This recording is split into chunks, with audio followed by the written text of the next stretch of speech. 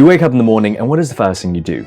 You pick up your phone, look through the notifications, and you go on with your day. And then throughout the day itself, you constantly look at your phone. You're on your phone practically at every moment. You're on your phone when you're at work, when you're kind of bored. You're on your phone when you get home from work and you want to relax for a bit. You're on your phone when you're trying to communicate with your friends. Now imagine for a moment that you somehow went along your day and you forgot about your phone, you left it behind. Or maybe let's say you ran out of battery very early in the day itself. What would you be feeling? Well, for most of us, we feel this great sense of anxiety. Almost collectively, we share that sense of anxiety. And also, I would say also a sense of existential dread. Why is it we are so addicted to our phones? But more specifically, why do we feel such great anxiety when we are separated from our phone? Almost like a form of separation anxiety. And, for most of us, we might think it's because the phone is really fun. We use a phone to entertain ourselves. It keeps us from being bored. For some of us, it might be certain apps that we love, for example, certain games, or perhaps being on Instagram, being socially connected. Now, we can probably come up with 100 reasons as to why we are so attached to our phones. But when you realize how intricate the phone has become into our daily lives and the sense of attachment that we have, that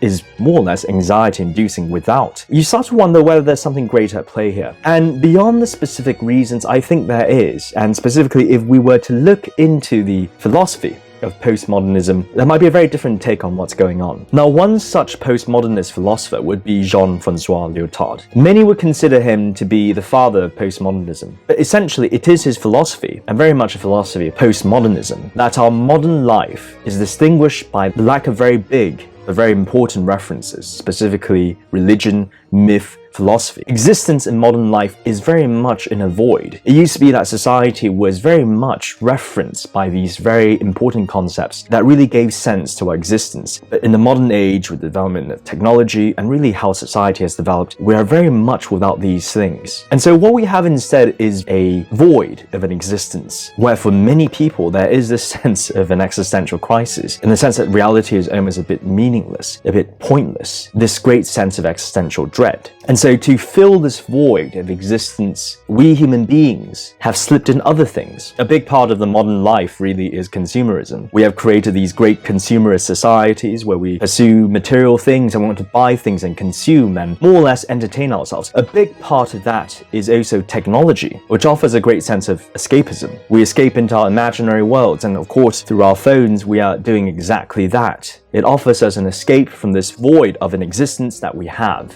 And so, more than the specific reasons of why we enjoy our phones, the overarching reason is that the phone offers us an escape from the void existence that we have in this postmodern world that we live in. In other words, we are on the phone not so much because we're addicted to the apps, that they've been made in such an addictive way, but we're on the phone because it offers us an escape from the harsh reality of life and this great sense of meaninglessness that we have. Rather than search for our own meanings through potential references I've mentioned, like for example philosophy, religion, or any other things, we take the shortcut. We just distract ourselves through the phone. And why we feel such great anxiety is because without the phone, all of a sudden we are faced with this void of an existence in this postmodernist world. Now, beyond the philosophical, if we look into the field of sociology, we also see a very similar angle that might explain this great anxiety we have when we are departed from our phones. Specifically, the work of Polish sociologist Zymun Bauman, who was very interested into why we are so addicted to the social networks that we have online. In the case of, for example, Instagram, Facebook, Twitter, Snapchat, TikTok, anything that you will. Why are we so addicted to social media and really the social life? And indeed, if you think back to literally when you're outside, most of the time when people are looking at their phones, it's usually at Instagram. Everyone is socially connected. That if the battery were to die suddenly, and without this social connection, again, we feel this great sense of anxiety. If our battery suddenly died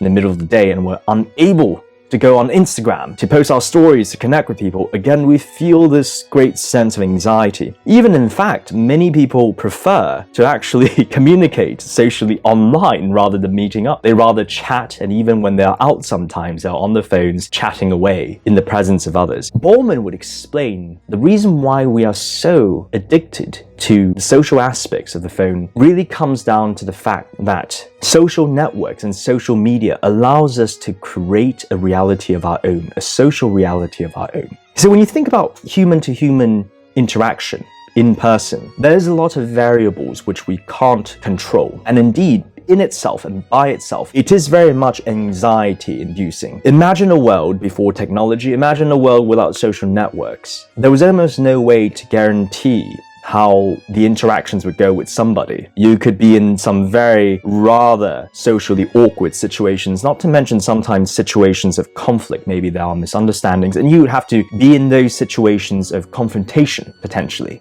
But what technology has created, perhaps for the first time ever, is really this virtual world where all of a sudden we could control the social reality. We could easily decide who we want to communicate to, how we communicate with them. For example, if you're communicating with someone on the phone, let's say through text, you could decide when to reply. You could take your time to think what to reply, rather than actually when you're sitting face to face and everything is instantaneous. All of a sudden you're given this time, but also parameters of your own setting. And suddenly you have this great sense of control. And indeed, if you are unhappy with a person, all of a sudden you could also block them and erase them technically from your life, something you couldn't do in person. You'd have to face the confrontation head on. And so what the phone has done is actually given you this sense of power, this sense of a world of your own that erases very much the social anxiety that exists otherwise. But then again, on closer study of sociology and also psychoanalysis, we also realize that this sense of a social reality, this power that you get, is also very much illusory, because of course, the more we're immersed into this online social network and social communication, the more we feel detached from actual human communication. In other words, if we were to only operate in a world where we are just glued to our phones and we'd rather be on our phones and communicate with people that way rather than going out and meeting them, we would become increasingly more and more isolated. And studies have linked that really to greater depression in all these statistical and psychological studies that they've done. But at least from the angle of sociology, we can see why we feel so much anxiety when the phone and the social networks are taken away from us, why we feel that we have to check in every day and why we're on it all the time. Because rather than face the reality of actually conquering the real social world out there, the phone allows us to create this illusory social world of our own,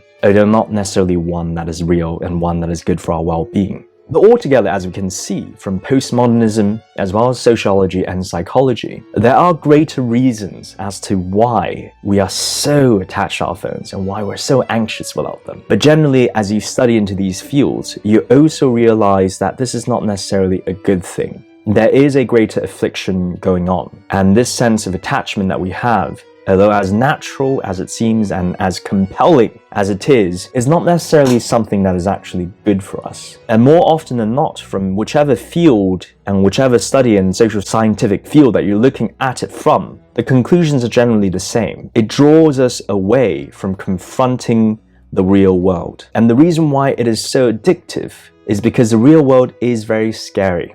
Rather than, for example, having to sit face to face and spend an evening with our friend, with our loved one, and actually engaging in conversation, which might be something that's very hard to do and puts you really on the spot. And rather than actually facing the world itself and searching for greater meaning, we rather take this route of escape.